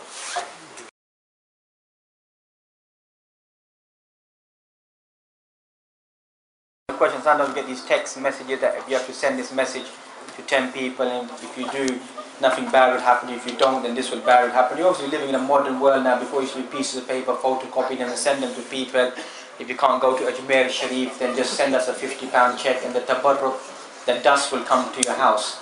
And if you do come, we've got a hotel and ready and waiting for you. So this is the modern world now. They use American Express, websites, whatever it may be, all exists. There's a modern form of sending text messages that please send this to 10 people. This is all batil, this is all false. There's no essence, there's no ahadith about you have to send this to 10 people, and you'll have good luck to you. If you don't, you'll have bad luck given to you. We should stay away from sending these texts and advise these people, please don't send us any of these texts and don't believe in these texts, inshallah. Likewise, when people say this name of Allah 1,000 times, if you're looking for something, you'll find it, etc. All those ahadith and mawdu'at are all fabricated ahadith. All those ahadith, we mentioned specifically certain supplications, we do them. So as we're trying to get these books and to say certain things and say this will bring my risk, just to say ar-raziq, ar-raziq, ar-raziq, and think that risk is going to come to you, this is all against the sunnah or the sharia of Allah subhanahu wa ta'ala. Wallahu a'lam. Go ahead, brother. Can children get possessed by the jinn? That's the question, yeah? Yeah, that's true. Children can get possessed by the jinn, unfortunately, because some of them are young, they don't know. So that's why we have younger brothers and sisters and children. We should read the du'as in the morning, the evening upon them, and read Ayatul Kursi when they're going to sleep. Likewise, when they're sleeping, sometimes we don't pay attention to the clothing. We have pictures on the clothing, pictures on the bed, pictures around. That could be something that scares them at night. Or sometimes a child could be just had a fizzy drink. Oh, a shaitan's inside him. There's no shaitan inside him. He just had a fizzy drink. You understand? So obviously, a child begins to play up. Or they're really tired and they begin to play up. Those of your children will understand this, but our people begin to think, the devil's gone into him. Or likewise, the wife or sister's not behaving too well. Oh, she's possessed. She could be going through a menstrual cycle. She could be just given childbirth. She could have just had a difficult time. So the mind of a woman is different from a man. Straight away in our society, she's possessed. Quickly bring her to get ruqyah done upon her. And some sisters are being killed. Then the person's beating the jinn out. There's no jinn inside there. Come out, you evil jinn. Come out, you evil jinn. And killed her. It's happened. So not every time you see something, a person could just have a mood swing, just could be upset, lost their job, something's happened. Don't conclude, just because he mentioned it, that person's possessed. They got a jinn inside them. Let's go sort that, let's go do some ghost busting. So the reality is we have to be very, very careful to assume that everyone is possessed, inshallah, but it can happen. We ask Allah subhanahu wa ta'ala to protect all of us, inshallah. What's the best way to get rid of the ta'weez? Get rid of ta'weez is to, when you find it, inshallah, to burn it, take it and just burn it, finish, or bury it inside the sand, get rid of it. Like I said, many of these ta'weez that we wear, they're incorrect, they contain elements of shirk inside there. We should just, get rid of them, etc. We shouldn't, wear them, inshallah. And as I said, it contains the Quran, but like I said, alhamdulillah, I'm quite confident, most times you open up, you will not find the Quran, inside there, inshallah. Allahu a'lam. How much evidence is there in Rafadain in the mosque? Sheikh, the evidence is about jinn, about shaitan and black magic, you understand? The topic is going to be Raful Yadain, you understand? We can, if you want me to answer, Raful Yadain is a sunnah that's been established, that we find a hadith inside Bukhari, Sallu kama ra'aytumuni usalli, pray if you see me praying. But if a person doesn't do Raful Yadain, فَصَلَاتُهُ صَحِيحًا, his prayer is acceptable. Just like we blame, they say to us, you don't wear a topi, your salah is invalid, and we say you don't do Raful Yadain, your prayer is invalid. That's not true. These are elements of sunnah which are beautiful. As Imam Shafi'i says, it beautifies the prayer, something good. But a person doesn't do it, doesn't mean they're not following sunnah. So we have to be tolerant. Doesn't mean that I'm making excuse for them. The better approach is to do Raful Yadain inside our salah. It's been established from some 60, 70 different companions narrating it. The hadith is mutawatir that we find in ma'na and lafdan as well, inside Bukhari and Muslim. But for argument's sake, a person doesn't do it. What have the fuqaha mentioned? Is their prayer complete? Yes, their prayer is complete. They're losing out some reward. That's as far as it goes. As for our slogan, our da'wah has become what? What is our da'wah? Whoever does Raful Yadain, وَتَعْمِينَ خَلْفَ الْإِمَامِ. That's it, simple. When I first landed in the blessed country of Pakistan, may Allah bless her, I landed there, people coming up to me, so I was praying, mashallah, you Ahlul Hadith, you are this, anta Salafi, kada, this, that and the other. Looked at them, who are you? Because why you done Raful Yadain? So Raful Yadain shows I'm Ahlul Hadith. Go back and read the history of Ahlul Hadith. Even the ulama of Deoband, they mention Ahlul Hadith were Ahlul Hadith. They were classical ulama who lived by the Hadith, who wrote about Hadith, classical works about Hadith to this day. have been written inside India by ulama who Ahlul Hadith. We've only become symbols. Go to a masjid inside that country, what do you find? All the evidence of Raf'ul Yadayn, all the evidence of Ameen behind the Imam. That's all that da'wah is, restricted to these points. That's what our life has become, restricted to these points. No, on how you move your finger, no.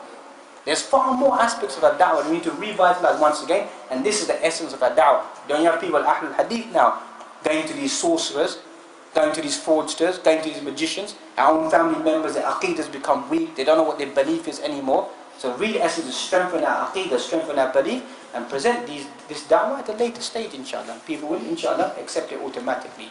Barakallahu fi guide, akhi. In our community, most of our people, they use this ta'wil. That's right. When you talk about us, I used to do it as Yeah, well. inshallah. But when I started practicing the deen, I just put everything in the bin. That's right. When you're talking to them in the public or the community as where we from, they believe in it. They always say it's from the Quran because they put it on their waist. That's what they say. Because they say because we cannot read the Quran to make ruqyah on their kids or That's right. themselves. They just put it on. Like if we write Ayatul Kursi and then put it on the waist.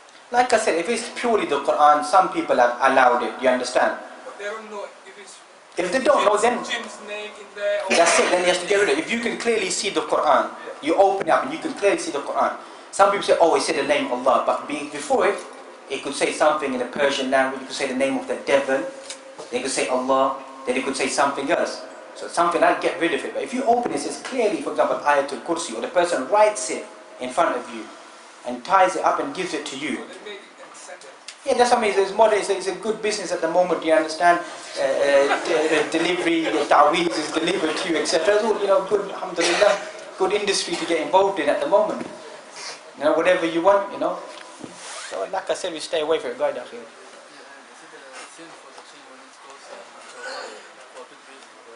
The jinn. Is that sin for the jinn when it goes in the body?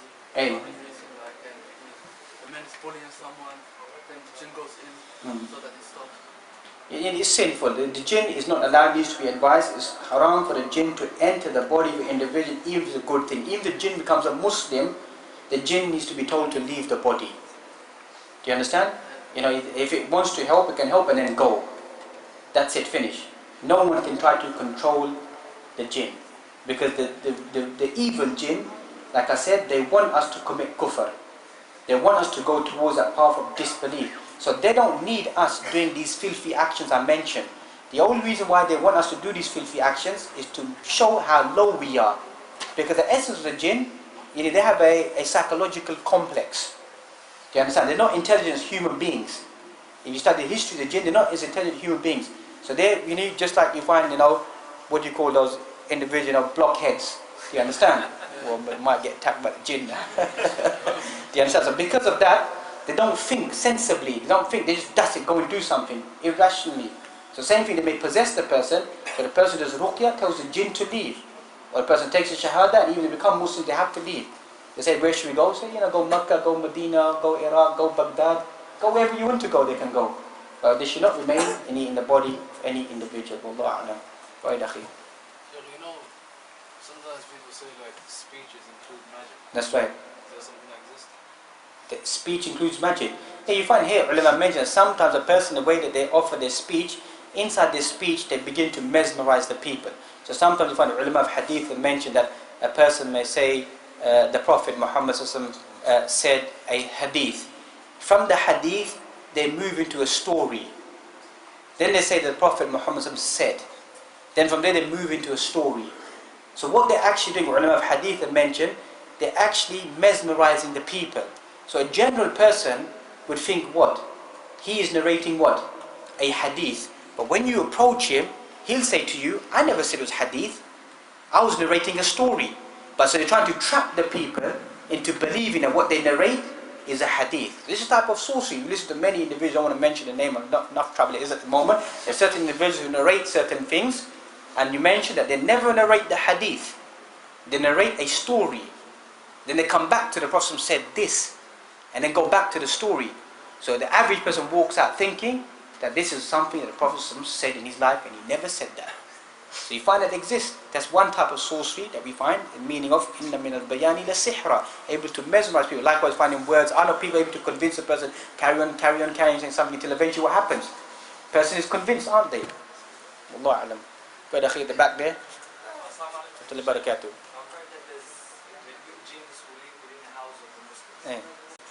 Yani that's possible. Like I said, good jinn can be there, but at the end of the day, they have the jinn in general have their own places they live. They live in derelict homes, haunted homes. That's why a lot of these movies based upon haunted homes, etc. It's true. They live in stable pens. They live in a lavatory. Live in dirty, filthy places. Likewise, the food that they eat is the dung of animals and the bones that we throw behind. So the nature of the jinn is different from us. So if they're living in your home, don't know what they're doing, it must be a damn good home, mashallah, yeah? They moved in, or it must be a bad home, do you understand? So tell them, please go and live in your real home, don't stay inside our home. Even if it happens to be unique jinn. His name not Casper, is it? Faddal akhi, go ahead.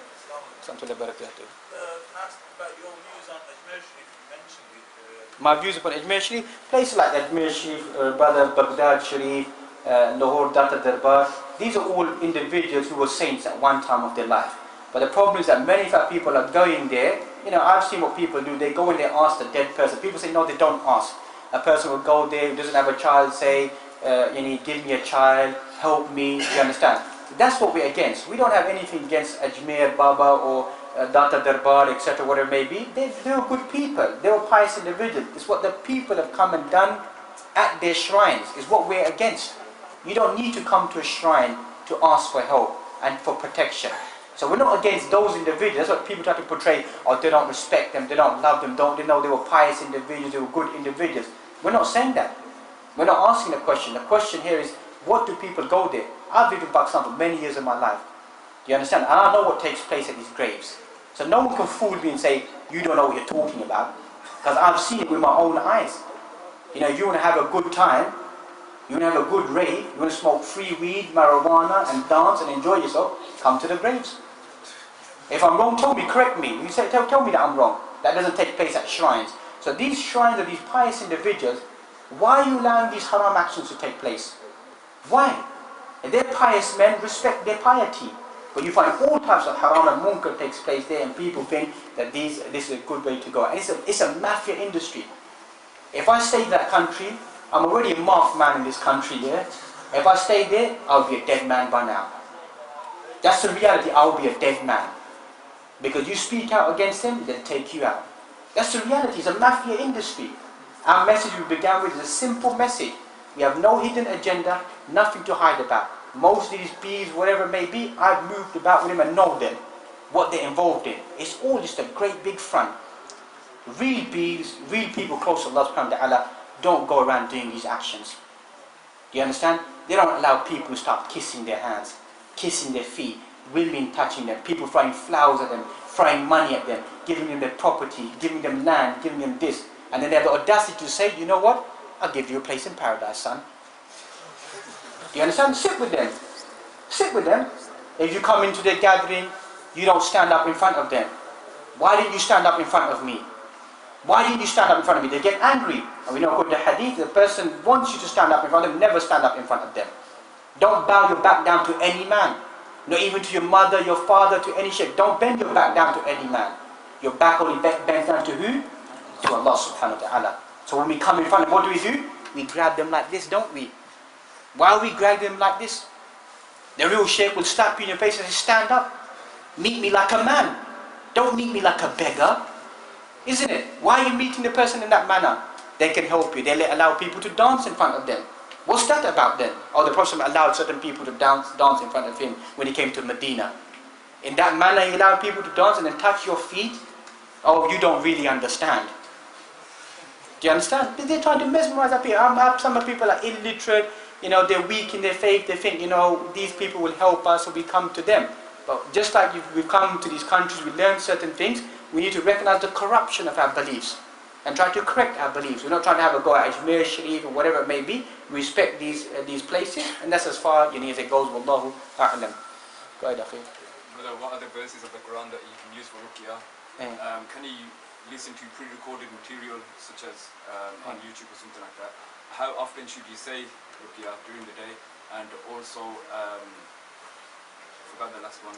Inshallah. طيب, Ruqya, we mentioned once again Surah Al-Fatiha, Ayatul Kursi, verse 255 of Surah Al-Baqarah, the final two ayat of Surah Al-Baqarah, certain ayat that you find inside Surah Yunus, inside Surah Qasas that we find, likewise Surah Al-Jinn, that we find Al-Mu'awwidhatayn, Surah Al-Falaq, Surah Al-Nas, Surah Al-Ikhlas, etc. So these are the main ayat that you find. There's other ayat that different ulama would read, depending on the experience of life. So the more that they read, there's no concrete proof that this ayah will take out the jinn. So according to their expertise and the years of reading the Quran, they may come across certain ayat that they may say them and the jinn will get frustrated or come out, etc. So ruqya needs to be done on a regular basis. Like I said, it's like medicine. The more it will begin to weaken the jinn until eventually the jinn may speak and say, this is the reason why I've come here, this is what I'm doing. Then the person will warn the jinn that it's haram for you to enter the body, you to leave the body, give us a sign. Sometimes they hide, they begin to cry. Sometimes you need to ask them, give us a sign you're leaving. So the person may say, leave through the right leg begins to shine. You might say, right, turn off all the lights. Turn off the lights, by the way. And the jinn is gone. So they give certain signs that they've gone. Can you listen to pre-recorded? You can, if there's no choice, you can play Surah Al-Baqarah. A house which has no recitation of Surah Al-Baqarah is like a graveyard. The best thing is to recite it. But if you can't recite it, you learn it, just play it on a tape. Inshallah, this is something better than nothing. If all of that else fails, do you know any reputable sheikhs that can possibly help? Inshallah, when we speak to Brother after, we tell you some numbers, some people to go and see. Inshallah, wallahu alam, inshallah. Go ahead, brother. There are some people that talk to themselves. So are they talking to the jinns? Yeah, I talk to myself. So it depends, akhi. Sometimes you have a, as they say, if you study child psychology, they have a pretend friend, isn't it? That they're talking to. No harm in that. But if they actually, you think that they're, going into that dimension, that could be something that could be speaking to the jinn, etc. So we need to be, look into it in detail, inshallah. Somebody else had a question? Right, brother? In the community where I come from, you have people who write these dawis for people. In most cases, they are the imams of the local area. Are you allowed to pray behind these people if they write dawis for people? Like I said, brother, if the person writes ta'weed that doesn't contain the Quran, and you advise the person and they're writing other than the Quran, then don't pray behind them. But they say to you, I'm writing the Quran and giving it, then maybe we can allow you to pray behind them. But if you watch them and you see that they're writing something you don't understand what they're writing, then just stay away from them. Wallahu alam. Go ahead, akhi. The uncle got? Yeah. It seems to be general belief, particularly among Muslims who are scientists, that jinn are not really viruses. That's right. That's right. Yeah, we find that some people, the whole essence of the jinn, you find that some of them begin to write Muhammad Abdu and other individuals and write that the jinn don't really exist, they're microbes, they're germs, etc. And this is incorrect belief that we find that goes against the creed of Ahlul Sunnah. We find numerous ayat inside the Quran that the jinn has been created from jan, from the smokeless fire. The Quran mentions, وَمَا خَلَقْتُ الْجِنَّ وَالْإِنسَ إِلَّا لِيَعْبُدُونَ. I did not create the jinn and the human beings to worship me. So microbes and germs, etc. is not classified as the jinn. Likewise, the hadith inside Sahih Muslim that the angels, خُلِقَتِ الْمَلَائِكَةُ مِن نُور, angels have been created from light, the jinn has been created from smokeless fire. وَخُلِقَ آدَمْ مِمَّا وُصِفَ لَكُمْ, and Adam is created from that which is described to you. That's the essence of the jinn. The jinns also procreate. They also have children. So their essence has been changed. Just like the essence of a human being, we are no longer from turab, from the earth. We're from semen. Likewise, the jinn, they procreate in their own manner. The evidence for this is that when the Prophet strangled that jinn, the wetness of the saliva of the jinn touched the hand of the Prophet Muhammad. So if the jinn was smokeless fire, so how can there be wetness coming out of fire? So this is a proof that ulama mentioned the jinn, their form has changed. The essence was smokeless fire, but it's no longer smokeless fire. But they have the ability to possess, come into the human body, come into animals, fly in the sky, go through walls, whatever it may be. That's something that Allah subhanahu wa ta'ala has given them this ability to do. But we shouldn't be worried, because in general the jinn live in their own world. They live in their own world. They're not interested in what we're doing in our lives. Okay, it's only when we begin to harm them or something that then it begins to take place. They don't care less about us. But because we travel into their side of the world, then they begin to try to harm us. So this belief that they're microbes, or doctors, scientists say it's schizophrenia, a person going through split personality, they're not possessed by a jinn. Because remember, science is based upon, you have to believe in what you visualize. Whereas Islamically, الَّذِينَ يُؤْمِنُونَ بِالْغَيْبِ. Islamically, we believe in the unseen. That's our journey. They don't believe in the unseen. Even though previously, as we mentioned, according to Christian sources, Jewish sources, they believe in the jinn. I mean, exorcism. What is exorcism about? According to Christianity.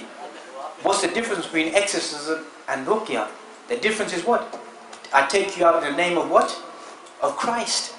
So that's why in exorcism, what does it begin with? The adhan, doesn't it? Quite strange, isn't it? Should have been kind of movie, should I? I don't know where some reading that I do just stays in the back of my mind. What did they do? It begins with the adhan. The person is taking out the jinn via what? The use of the cross. The use of shirk.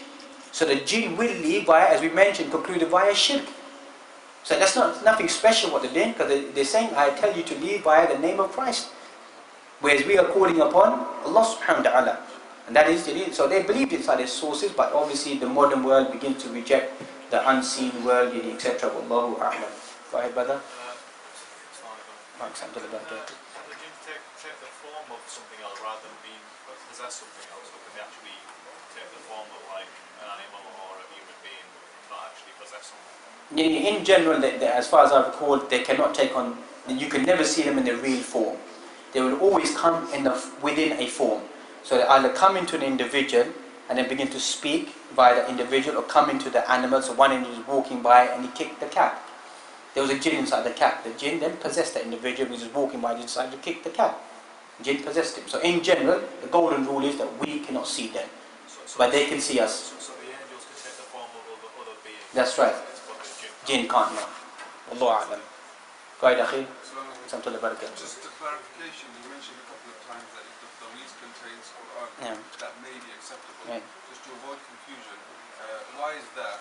And is there a precedence from the companions or the early generation on that?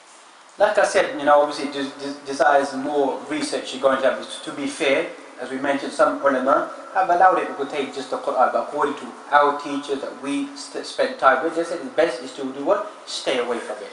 But we're just being fair that some have mentioned it. Maybe just purely the Quran that they've mentioned. The brother mentioned a person can't read the Quran at all.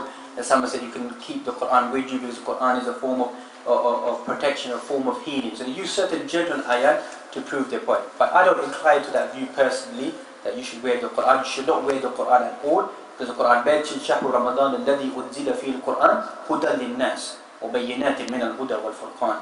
The month of Ramadan is the month we send down the Quran, which is guidance for mankind. So we use the guidance to cure ourselves, to help ourselves, rather than just to strap it on our sleeves, etc. So I just mentioned to be fair, because there are many people who come back and say, as you mentioned, they will bring certain narrations, certain statements from the companions, they allowed the Quran. At this time, my memory doesn't serve me to narrate those narrations, what they may be. And so just to be fair, I mentioned that. But as I mentioned, the most strongest view that we incline towards is not to use write the Quran and place it at all. Allahu a'lam. Go ahead, Akhir. What's the correct way of finding out if someone has the black magic on the person?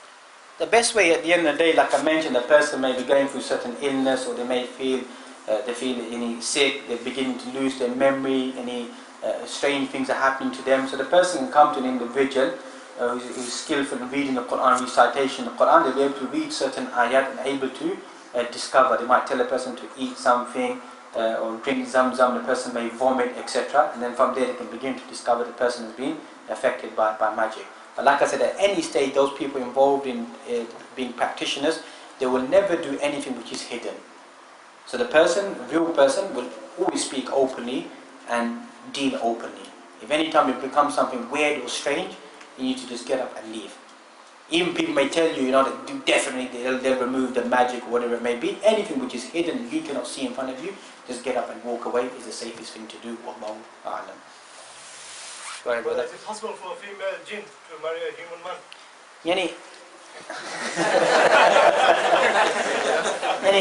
It's not allowed.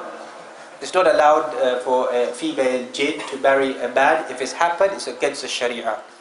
So if that female jinn has possessed the man, and some people conducted the marriage or allowed it to take place, it's against the Sharia of Allah subhanahu wa ta'ala for that to take place. So that person needs to be advised that they should not conduct this type of marriage or be involved in this type of relationship.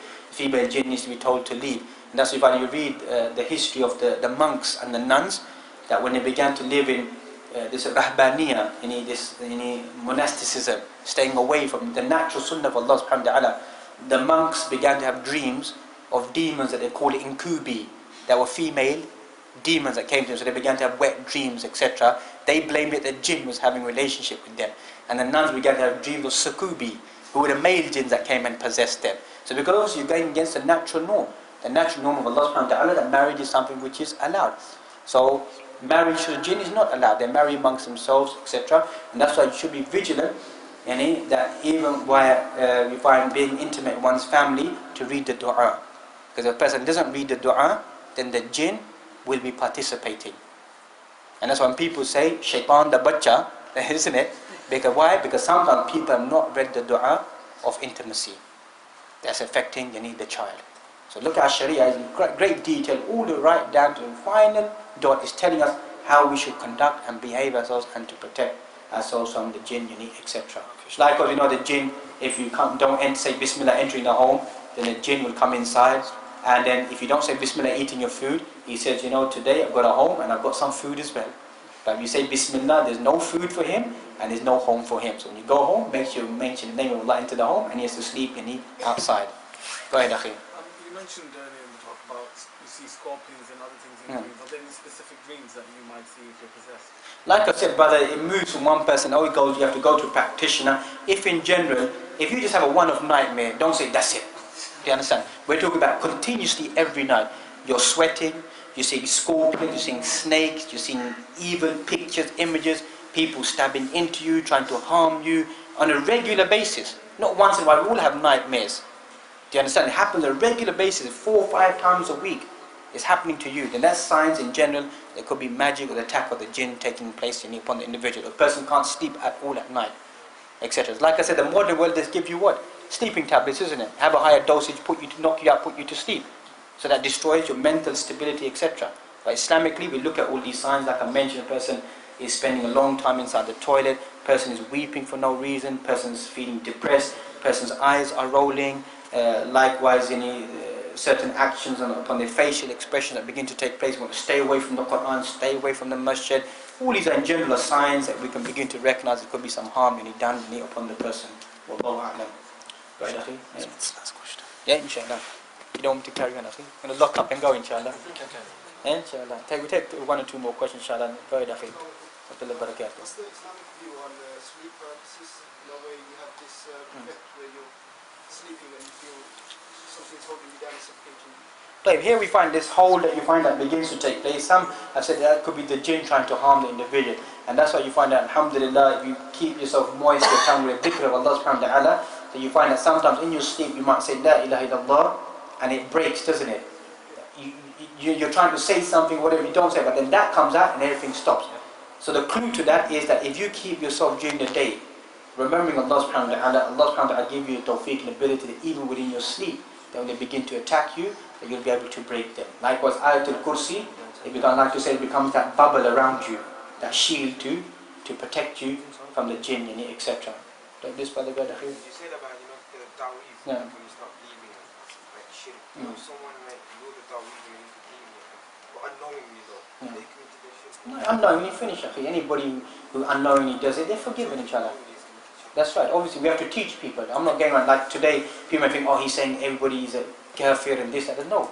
We have to go and teach people, that community, in a good way. This is not allowed. It's against the Sharia, etc. We're never here to conclude anybody is a disbeliever, and anybody is a pakka believer, and everybody is a pakka jahannami or pakka jannati. You know what I mean? That's not our role. That's not our role. None of us know where we're going. At the end of the day, our role is in alayka illa balagh, is to convey the message. That's it, simple. And once the message has been delivered, then we've done what we've done in our community. If people still want to believe in it, they're free. But at least we know we've taken the efforts to help our community to believe in the right things. One last question there, inshallah, then you can ask me outside. Do you want to, inshallah? Who hasn't asked a question yet, then give them opportunity, inshallah. Go ahead, Akhi, go ahead. You can ask a question. Go ahead.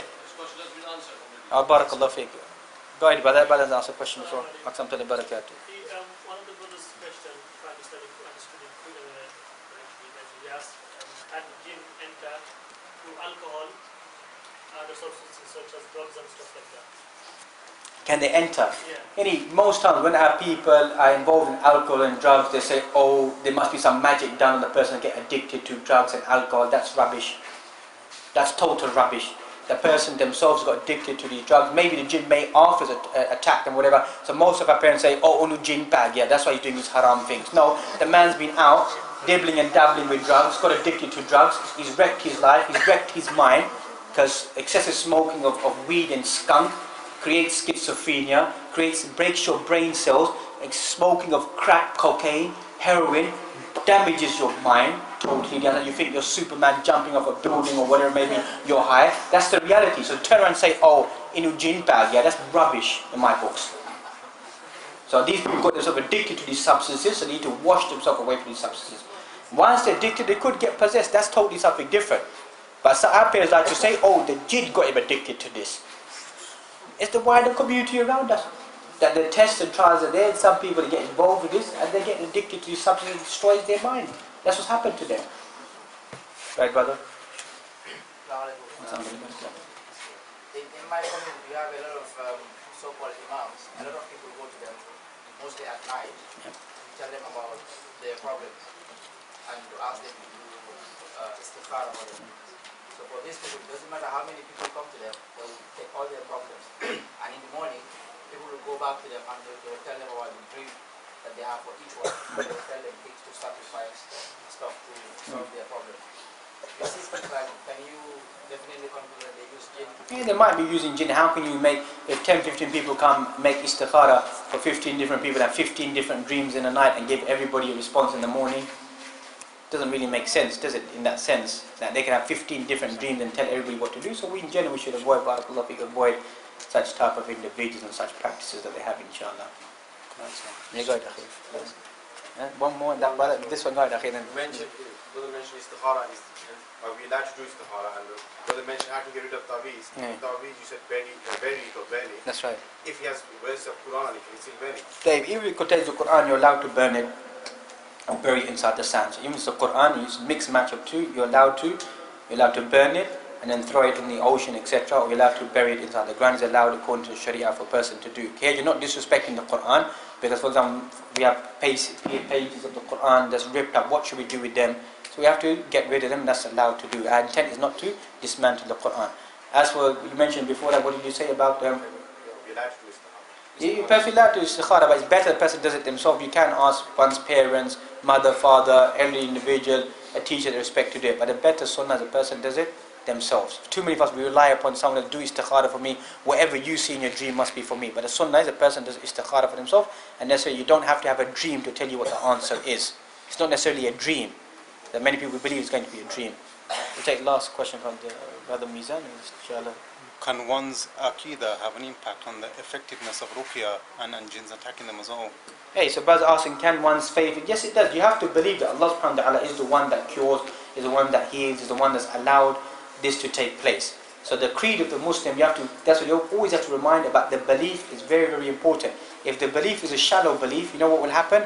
Even when the jinn leaves, guess what? The jinn will come back again. So the system just carries on and carries on, because the prime element is that the belief has not been refined. So once a person begins to refine their belief, then it makes it easier. You need to remove the jinn, you need etc. I think we'll stop there, inshallah. I don't want to delay people. If anybody asks me a question on my way out, they're more than welcome to ask me questions while I'm leaving.